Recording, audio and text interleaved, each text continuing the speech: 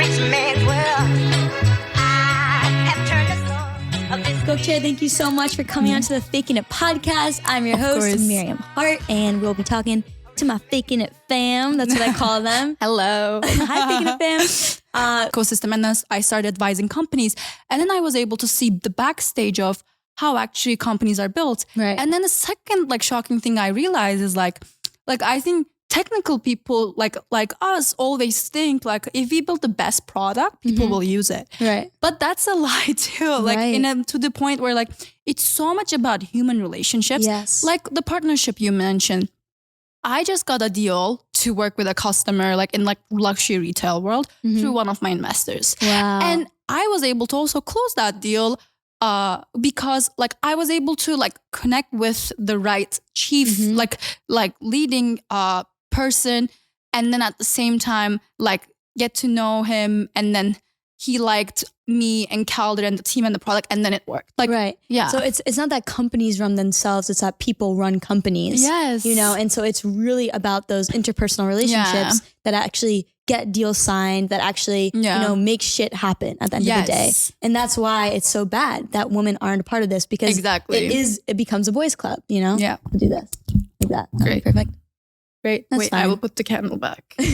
There's a great system in the back end. Yes. Gloria Steinem's candle. Yeah, I have candles by my microphones. And it's actually a romantic scene. It is. There's candles. There's 2 candles here. Natural sunlight, It is a little we're romantic. Filming it in the golden hour. Timed it perfectly. Yes.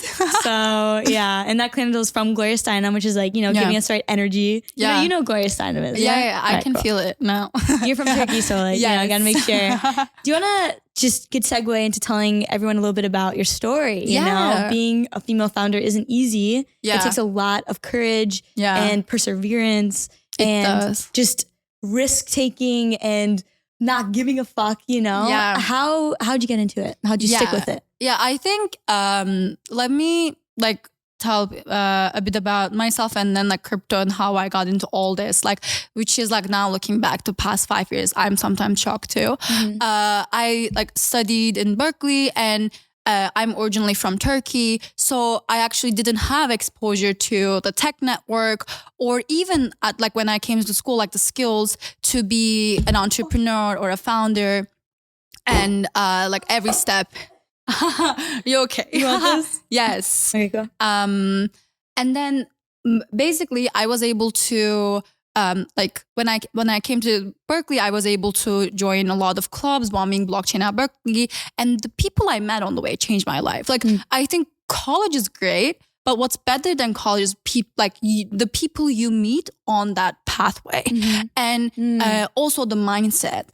I of course learned a lot of things, but when you look at it, I used 1% of them. But with the right people I met, even you, if I wasn't in Berkeley and you were in Stanford, our paths maybe have never crossed. Totally.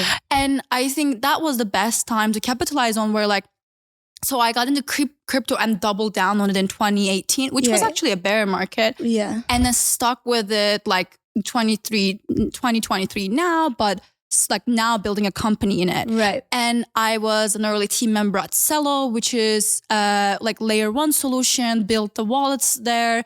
And then I was at OpenSea, early team member, Robinhood Crypto, early team member. So I hustled a lot before building Calder. Right. And then Calder, so there's a lot of factors that goes to being a founder. Right. And before you go into the how to be a founder, I have a question for you. So I think what you said was really interesting about just who you know, and being at Berkeley and how we were able to meet and all of that.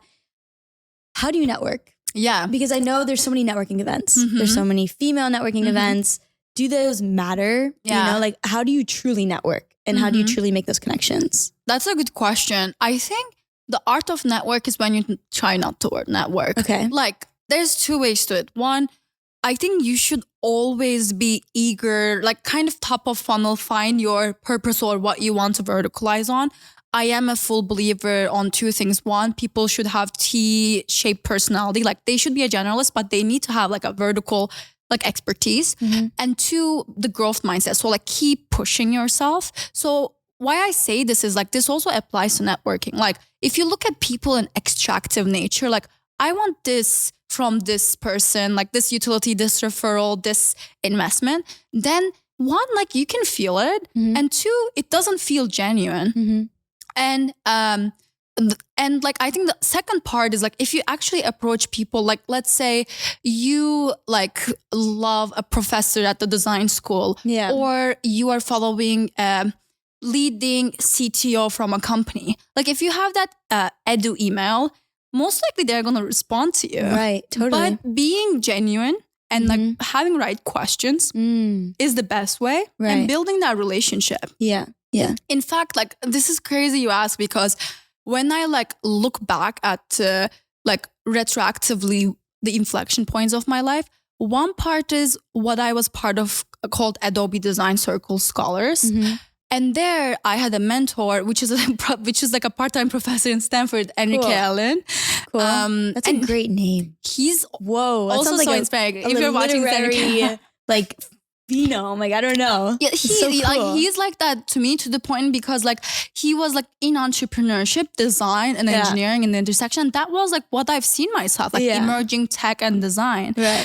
And like even the reason I applied to that fellowship was him. And when I put my application and then I LinkedIn DM'd them and said like, the reason I applied is you. Right. Like, and I think it was so like, it was genuine and like childish, and I still like want to keep that nature where like he then referred me to so many internships after. And then when I was raising, I got so much feedback from him because he's also VC. Right. I still like stick to that mentorship. Right. And I think, what's so cool about that is you identified people that you wanted, that you look up to, that you wanted to emulate in some capacity. Yeah. And you emailed them. Yes. You messaged them. You connected with them on LinkedIn. Any of us can do that. And I think, it's so hard because we're women and we're not a part of this boys club, but we can actually use the fact that we're women to our advantage and say like, hi, I'm like a female computer, I'm a computer science student, and people that are in leadership position actually want to help us because we are the minority in this space. And so it's good to reach out to your icons. It's good to reach out to your role models and cold email them, LinkedIn message them and say, hey, like, can you help me? Like literally just today, there's this person who like Emmy Award podcaster, I love it. And I literally just connected with him on LinkedIn. I said, hey, I'm making my own podcast. I think I really admire the work you've done. Would love to pick your brain about like podcasting. And he emailed back, sure.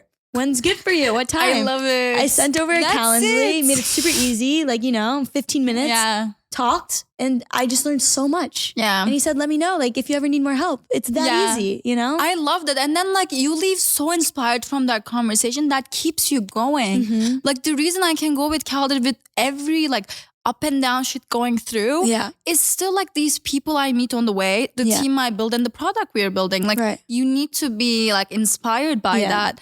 And I think like literally these people are human too, and they're in their career. Probably they're also trying to progress. Right. And the click for me was that like it's seeing and experiencing how human they are. And then as you become that person, like as you progress in your career, some people start to look at you that way too. So like, it's also important to give back. Like, for example, when people reach out, it's like, I really try to like give that genuinity back. Yeah. But like, and I think build better role models because of course we are young and we had good woman role models, but not enough. Like, for example, in like crypto, and it's such a new industry, like there's like so few, like even women in the space. So it's important to build who you like be the like change you want to see. Right. And also I think like in the investor space, in the female entrepreneurship space, there's always like the token female VC at a firm, and by having that, it creates this very competitive environment for women, I think, just like for rappers, like who do you like more, Doja Cat or Cardi B? Like that question, why do I have to like one of them more? It's like, is it because they're both women? There can only be one token successful female rapper? No, fuck that. Yeah. And so by having that stereotype, it kind of perpetuates this idea that we can't support each other as women. Yeah. And even what I think is so special about you and like even our relationship, we were talking about working together for Calder for a while. And then I decided I want to do my own thing. And you were like, okay, cool. But like, let's still be friends. Yeah. And I was like, yeah. And the fact that we're able to do that, I think is so beautiful. And, so important that we give back and that we support each other and uplift each other. Cause it's like really, that's how we go farther in life together. Yeah. And I think like the fact that we are not on the same thing full time doesn't mean we are not still working together. Like we are in this together, like in so many ways. Yeah, it's a sisterhood. And it's like you need to become partners in life in many ways, support each other. And I like, to be fair, like I sometimes like didn't see that as much as like my peers did. Like we are in such an intersectionality, like being an international, like being like woman. It's like you are not born into those cliques, like, and then it's like there's so many stories, even in the last 6 months only, that I can tell. Like, for example, I just hired a smart contract engineer from Europe, and my name like sounds very gender neutral and is gender neutral. So, and I don't have pictures anywhere, like kind of like in an anon way. And whenever I take calls, people think I'm a guy first because I was hiring an engineering lead. And then this guy said like, "Oh, I thought you were a boy." That's and I crazy. Was like, well, guess what? I'm not a boy and I'm leading this company. I'm building this company. Right. And then like at the end, like we ended up hiring the person. Right. But of course that was first like shocking, and we had to like talk through that because it's important to have the like good like culture add too. I think also something about like starting a company is just this idea of going to the space that is unknown, creating something that doesn't exist before. And that can be very often scary. You know? I think especially women feel this need for stability, you know, for financial stability. You get a job, you keep it. Like, let's not take risks. Why would I risk that? You know, why would I do that? We're not encouraged to do that. And so I think that's another reason as to why women don't really go into the founder space, because it is taking a risk. How have you faced risks? How have you thought about that at all when you started your own company? Yeah, I think like sadly, it is a privilege to start a company. You need to have so many factors together. And I can't quote a statistic specifically, but it is like a fact that women think like 10x or 100x more before they start a company because they expect everything to be perfect. But whereas like in startups, nothing ever is perfect. Like before coming here, I was in a cafe in like a very crappy Wi-Fi and like pitching to a customer and also having IP like the problems. It was crazy. But I think coming back to like the ambiguity, it never changes. And I think that's why you make good returns value-wise, leadership-wise, and like your company-wise, and learn a lot. Like if it was very clear on where the startup is headed, then it would not be a 0 to 1 experience. So from my experience, Calder has been in the making for like nearly a year now.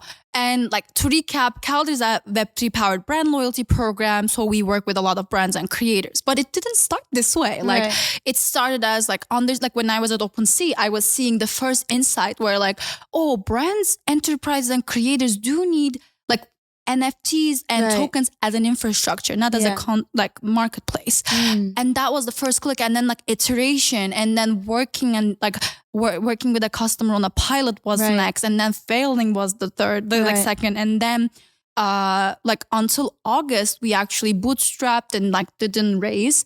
And there was a long time I was like alone on Calder, where like I left my job at OpenSea and then like Calder didn't have any money, and then we took a grant, and then I started hiring like contractors, and there was a time when we were raising, like if we didn't raise in weeks, like we were going to run out of money. And I was thinking about that. But thankfully, like what was special to me was like, well, I knew who I want to work with.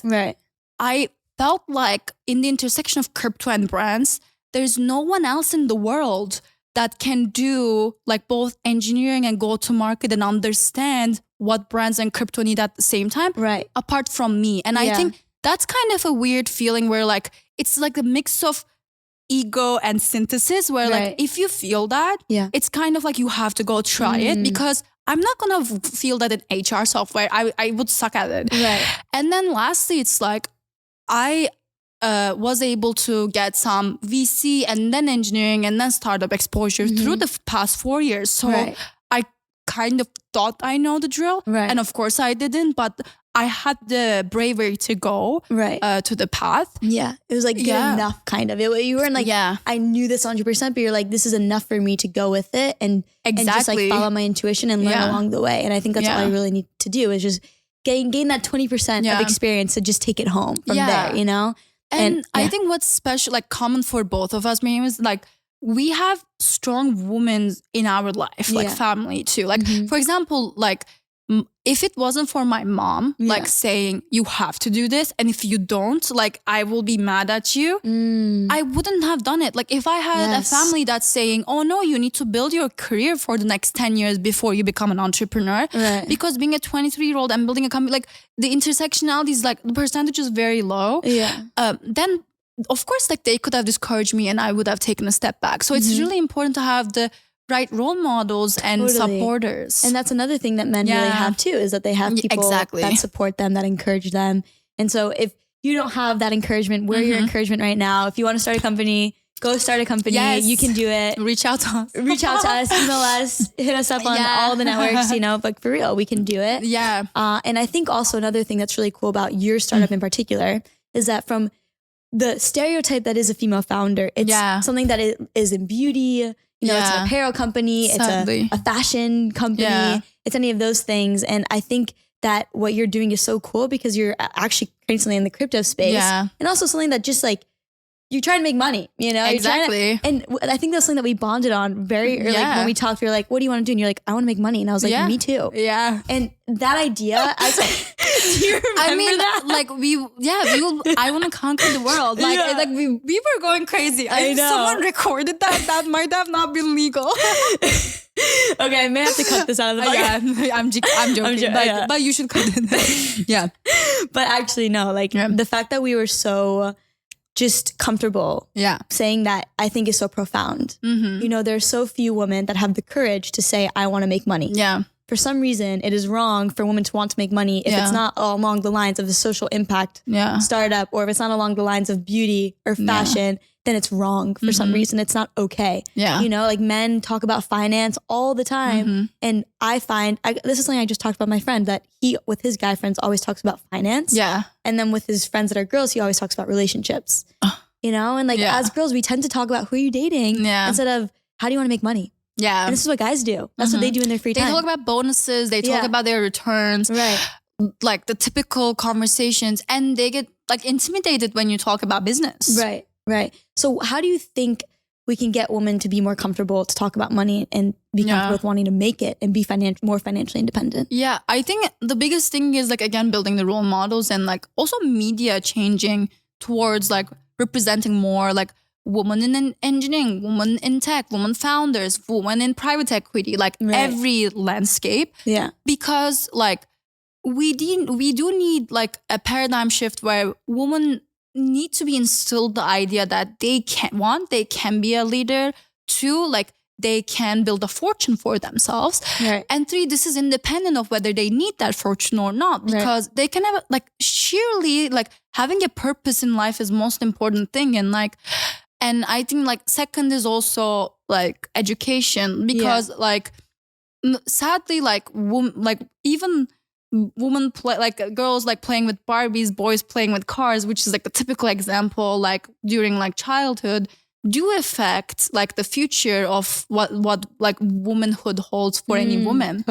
I think like even my friends like get really intimidated by me and like to the point where like because like all, like, of course, like most things I talk about is business, because my life is business. I work 24/7. And like, there were so many girlfriends of mine that told me like, oh, like I will not be able to find a guy that I would like or a partner that I would like, because now I have like this standard, X standard, and that like women who are powerful get cheated on X many more times. Like, what are these? Like, we just live in a society that is like screwed in that sense. Yeah, we just all need to be queer. It's a good, it works. I'm just saying it's a solution. It's not the solution, but it is a solution. I guess my last question for you is, have you ever throughout your startup journey hit a point where you just like didn't really believe in yourself, or you're like, I don't know if I can do this, like this is like too much? Did you ever feel that way? Why? And how did you overcome it? Yeah, I think it's really important to be transparent. And one thing I question every day is like, how, like, if we were to destroy Calder and the company, how would that happen? Like kind of reverse engineer all the failure cases. Interesting. So like that is something like I think about like quite frequently, because like I think like a founder needs to balance optimism and pessimism. If they're too pessimistic, it's not going to work. If they're too optimistic, it's not going to work.